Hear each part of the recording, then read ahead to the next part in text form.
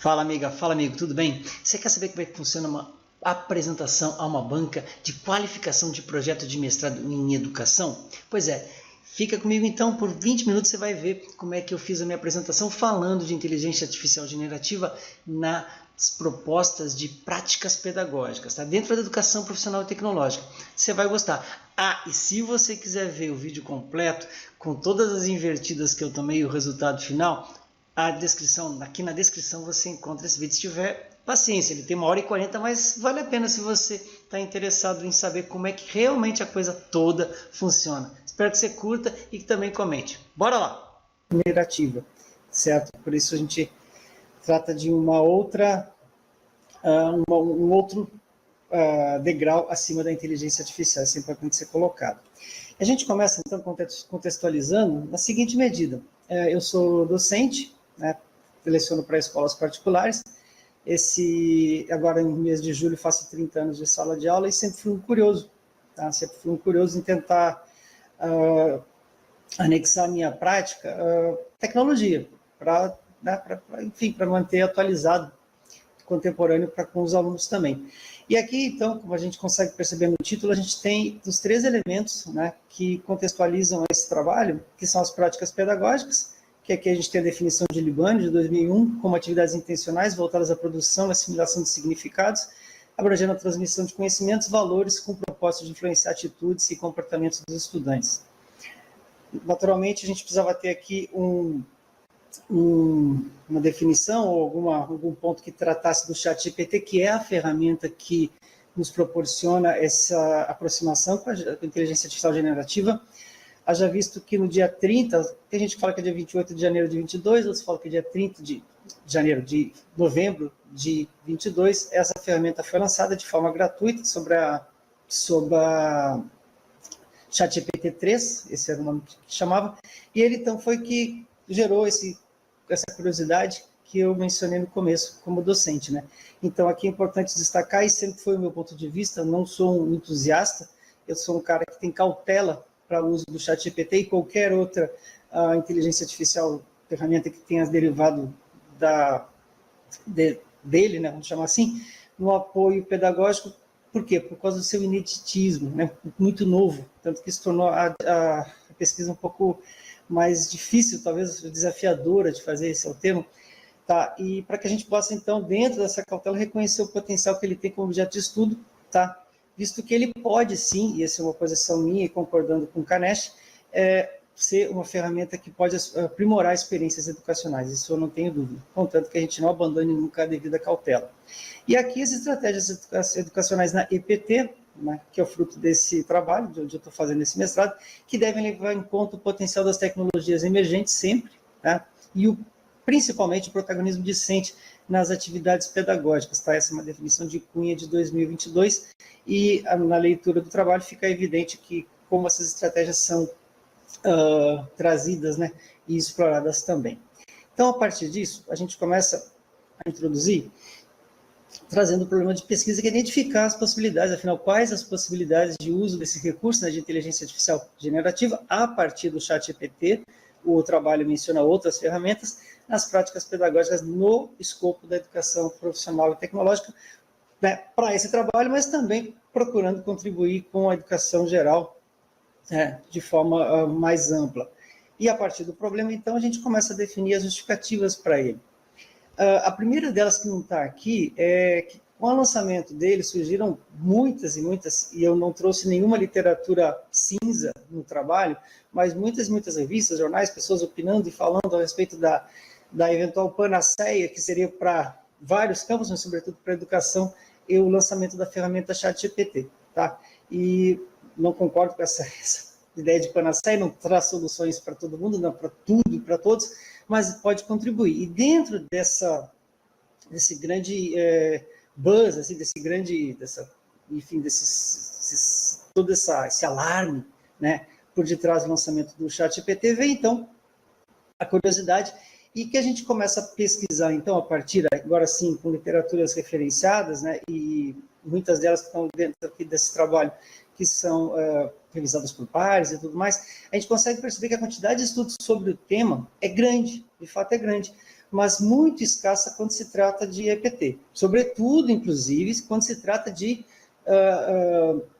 referências escritas em língua portuguesa. É muito pouco, ou era muito pouco, até o final desse ano passado, que foi de 2023. A gente tinha muitos poucos trabalhos ainda explorando o ChatGPT nesse sentido. Em português, muito menos em educação profissional e tecnológica. Também justifica-se para analisar quais são as possibilidades, quais os limites, quais os riscos e, finalmente, os benefícios que ele pode trazer, emprestar para a educação, identificar, né, a relevância científica que ele tem nessa área, porque, afinal de contas, a gente tem muitos, como eu disse, muitos estudos, muitos deles especulativos, muitos conceituais, mas qual a relevância para ele, quando se fala em prática pedagógica, para a sala de aula, que é o local de onde eu saí e para onde eu quis trazer essa ferramenta. E, por fim, então, para tentar a necessidade de aliar essas práticas, tanto as competências previstas na base comum curricular, quanto a Política Nacional de Educação Digital, que foi do final do ano passado. Ou seja, a gente tem bastantes compromissos a cumprir, me parece, com essa ferramenta, em verificar a sua adequação, né, e propósito para com a educação. Depois, a gente entra, então, na aderência desse projeto, em que ele trata de construir estratégias, né, em espaços formais e não formais da EPT, para buscar identificar, construir e compartilhá-las com docentes nesse âmbito, tá, conforme o artigo 4 do Regulamento Geral do Prof.EPT de 2022, com foco em estratégias transversais e interdisciplinares que possibilitem formação integral, e esse tema vai ser bastante usado e está sendo bastante usado ao longo de todo o projeto, e significativa da estudante, sustentado no trabalho com o princípio educativo e na pesquisa com o princípio pedagógico também, que são nortes, que norteiam, né, a bússola que nos baliza nesse trabalho. A partir disso, a relevância, né, é de explorar novas aplicações e formar docentes para utilizar recursos de inteligência artificial generativa em práticas pedagógicas, e aqui eu peço perdão de utilizar esse termo formar docentes. De fato, esse é um termo bastante caro, já se pensou em usar o termo habilitar, capacitar, formar, treinar, mas me parece que nenhum deles seja muito, na minha concepção, seja muito adequado, a partir de não parecer ter uma pretensão de ser exatamente efetivo para fazer alguma desses verbos funcionar em relação aos docentes, mas talvez sensibilizá-los e aproximá-los, talvez, né, por meio de estratégias, para que eles possam, então, conhecer e apreciar e fazer uso ou não dessas ferramentas, tá? Então, essa exploração visa isso. E, além disso, enriquecer o fazer docente, promovendo, então, debate sobre os desses recursos de forma criativa, consciente, crítica, e essas são 3 palavras que norteiam também esse trabalho do começo ao fim, tá? Para que a gente possa, então, a partir agora para o objetivo geral, que é identificar as possibilidades de utilização dos recursos ChatGPT, tá? Bem como de outros recursos de inteligência artificial generativa no contexto da educação profissional e tecnológica. E para a gente chegar nesse objetivo, nós temos a investigar as características das práticas pedagógicas que usam o ChatGPT, né, que estavam reportadas até então, nesse período curto que a gente teve, como eu disse, de comecinho de dezembro até o mês de novembro, que foi quando encerrou a revisão sistemática de literatura que está colocada no projeto.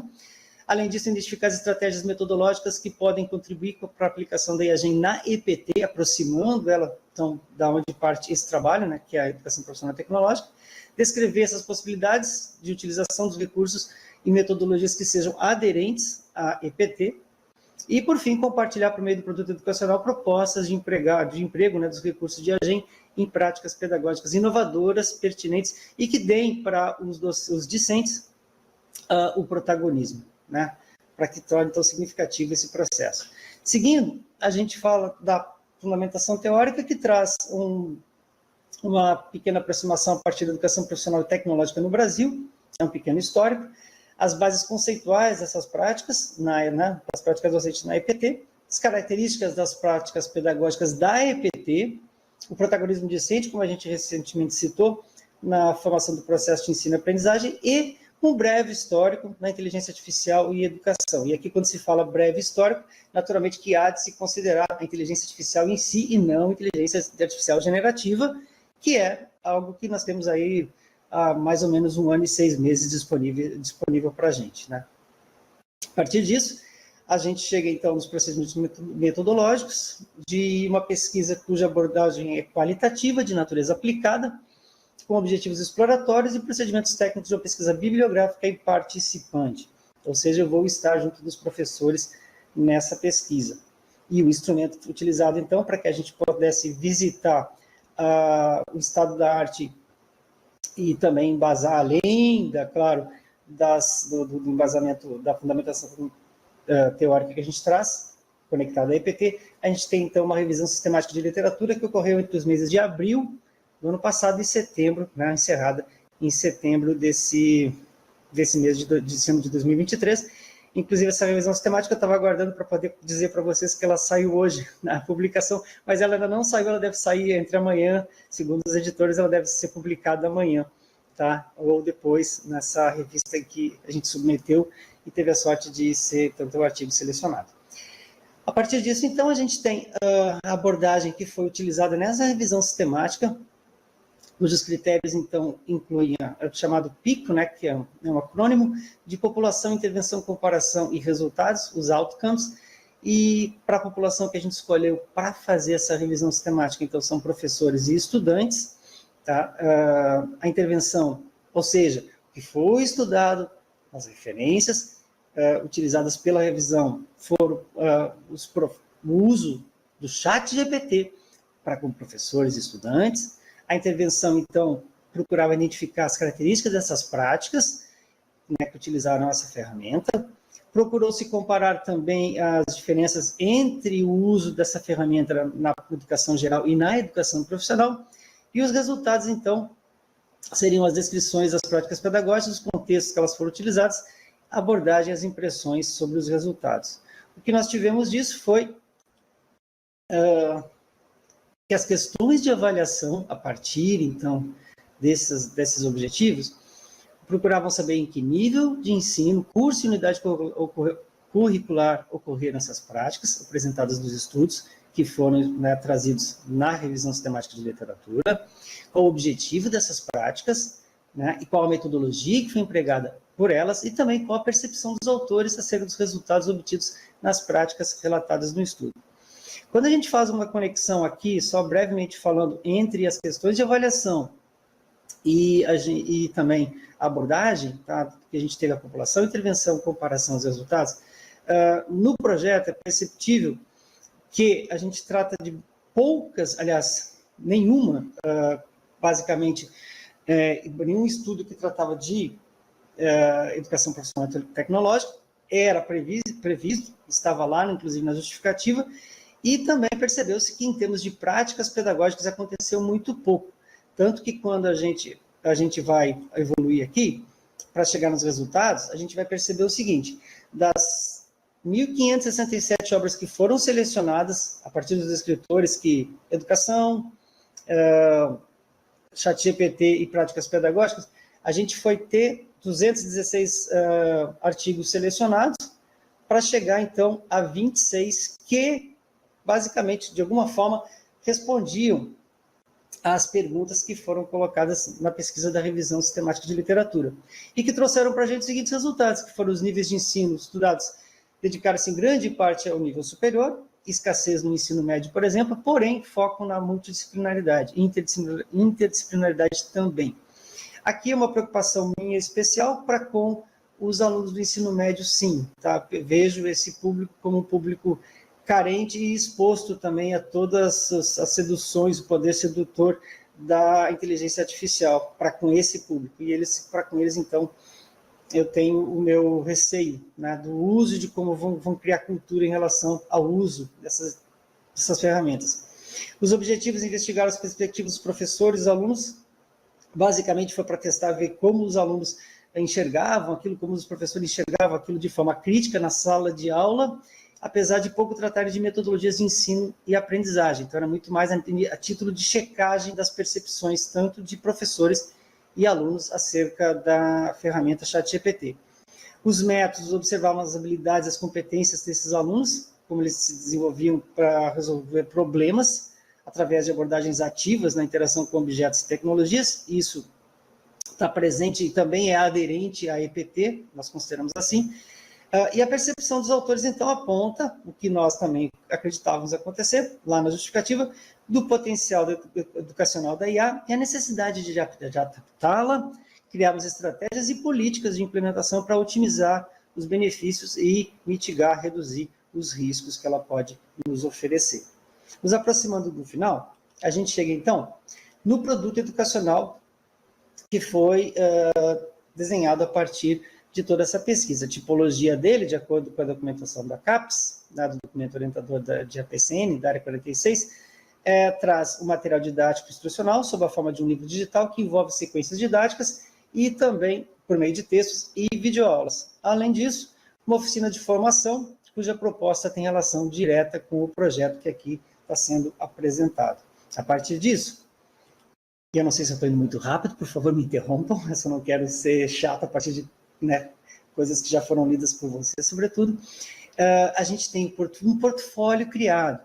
E nesse portfólio existe o material didático que foi mencionado, que é dirigido aos docentes da EPT, sob a forma de um livro digital, uma oficina online assíncrona voltada à habilitação de professores ao uso dos recursos. Essa oficina está aberta, o link está colocado no projeto, várias pessoas já acessaram, assim como também uma oficina online e assíncrona destinada à habilitação de estudantes, aqueles mesmos que eu disse que importavam para essa pesquisa. Tá? E, por fim, então, uma oficina síncrona, sob a forma de uma web prática, ou seja, como se fosse, vamos pensar num workshop de formação inicial de professores da educação profissional tecnológica ao uso da inteligência artificial em práticas pedagógicas. Esse é o objetivo maior do portfólio educacional. Passando aí, a gente tem que vai ser, de que forma que vai ser aplicado.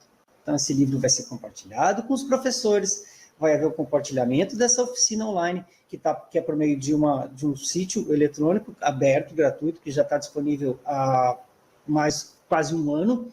E, por fim, então, a partir de eles acessarem esses materiais de apoio, a gente vai, então, realizar a web prática, a partir dos conhecimentos desenvolvidos a partir do livro e também da oficina. E, importante destacar que, para fins de avaliação do PE, do produto educacional, vai ser considerada somente a sessão de web prática, porque tanto o livro quanto a oficina são considerados materiais de apoio a esse evento, conforme eu já mencionei. A avaliação vai se dar por meio de um questionário estruturado a esses docentes que vão participar. A partir disso, nós vamos analisar os resultados para que a gente possa, então, aprimorar e promover as modificações que forem julgadas necessárias a partir dos apontamentos dos docentes, né, por meio dessa sessão.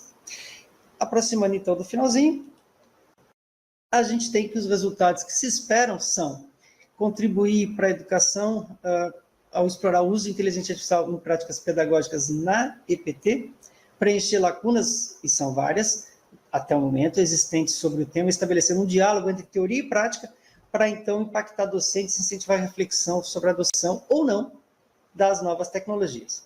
E, por fim, promover discussões e iniciativas de formação, tanto dentro e fora do âmbito do IFSC, da EPT, para alinhar práticas pedagógicas e o uso da IAGEN de acordo com as demandas da instituição. Nesse caso aqui, a gente está falando do IFSC, mas se refere, então, à EPT de forma geral. E também a ideia é mais adiante, então, extrapolar esses limites e conseguir chegar no máximo possível de pessoas interessadas pelo tema.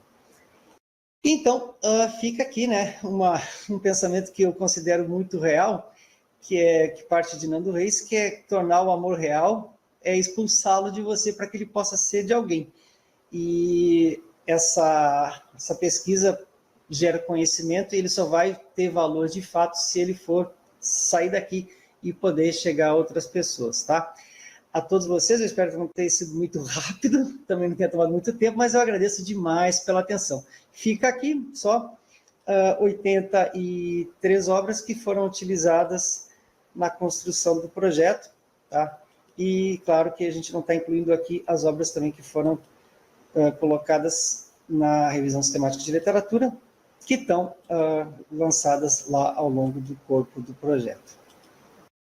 E aqui fica, então, novamente o meu agradecimento pela atenção.